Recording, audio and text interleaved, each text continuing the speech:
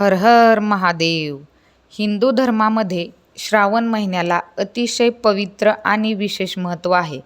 भगवान शिवाला समर्पित असलेला हा महिना भक्ती, श्रद्धा आणि उपासनेचा महिना मानला जातो. श्रावण महिन्यात वातावरणात देखील एक वेगळे चैतन्य निर्माण होते. पावसाळ्यामुळे निसर्ग हिरवागार झालेला असतो आणि मंदिरामध्ये भगवान शिवाच्या नामस्मरणाने भक्तिमय वातावरण निर्माण होते. पौराणिक मान्यतेनुसार समुद्रमंथनाच्या वेळी हलाहल विष बाहेर आले. संपूर्ण सृष्टीचे रक्षण करण्यासाठी भगवान शिवांनी ते विष आपल्या कंठात धारण केले. त्यामुळे त्यांचा कंठ निळा झाला, म्हणून त्यांना निळकंठ असेही म्हणतात. भगवान शिवांनी विष धारण केल्यामुळे त्यांच्या शरीराला होणारी उष्णता कमी होण्यासाठी देवांनी त्यांच्यावर जल अर्पण केले, अशी धार्मिक मान्यता आहे. म्हणूनच श्रावण महिन्यात शिवलिंगावर अभिषेक करण्याला विशेष महत्त्व आहे. श्रावणातील प्रत्येक सोमवार भगवान शिवाच्या भक्तांसाठी विशेष मानला जातो.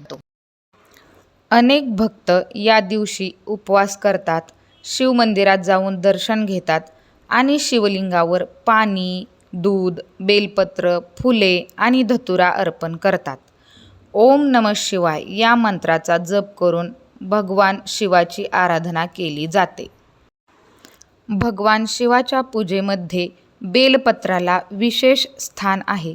3 पाने असलेले बेलपत्र भगवान शिवाच्या त्रिशूलाचे तसेच त्रिदेवांचे प्रतीक मानले जाते. बेलपत्र अर्पण करताना मनापासून प्रार्थना केल्यास भगवान शिव भक्तांच्या मनोकामना पूर्ण करतात, अशी श्रद्धा आहे. श्रावण महिन्यात अनेक धार्मिक सण आणि व्रते येतात. नागपंचमी, नारळी पौर्णिमा, रक्षाबंधन, मंगळागौर आणि श्रीकृष्ण जन्माष्टमी तसेच बैलपोळा यासारख्या सणामुळे हा महिना अधिकच आनंदमय आणि भक्तिमय होतो.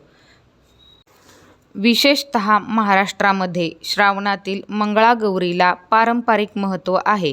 महिला श्रद्धेने मंगळागौरीची पूजा करतात आणि विविध पारंपरिक खेळ व कार्यक्रमाचे आयोजन केले जाते.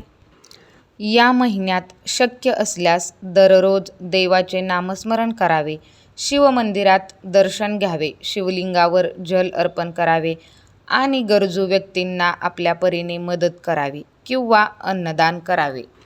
श्रावण म्हणजे फक्त उपवास आणि पूजा नव्हे, तर मन शुद्ध करण्याचा, चांगले विचार करण्याचा आणि इतरांना मदत करण्याचा काळ आहे. भगवान शिव आपल्याला शिकवतात की जीवनात कितीही संकटे आली तरी शांतता, संयम आणि सकारात्मक विचार सोडू नये.